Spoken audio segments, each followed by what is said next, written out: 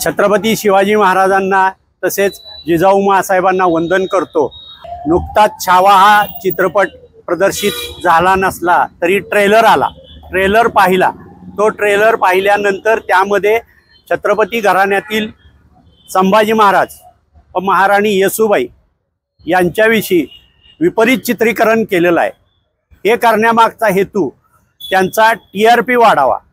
तो TRP वाढवण्यासाठी छत्रपती शिवाजी महाराजांच्या घराण्यातील कोणाचाही वापर करू नये, तसे केल्यास चित्रपट तर प्रदर्शित होऊन देणारच नाही, परंतु सदृश्य मानहानीचा दावा दाखल करणार आणि असा इतिहास विपरीत प्रसिद्ध केल्यास डायरेक्टर आणि निर्माते यांच्यावर दावा ठोकणार।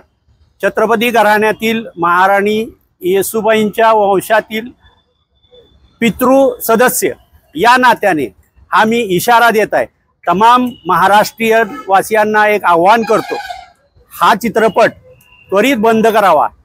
OTT प्लॅटफॉर्म वगैरे कुठेही लावता कामा नये, कारण सध्या OTT प्लॅटफॉर्मवर पिक्चर लावून स्वतःचं कमावण्याचं साधन निर्माण करत आहेत।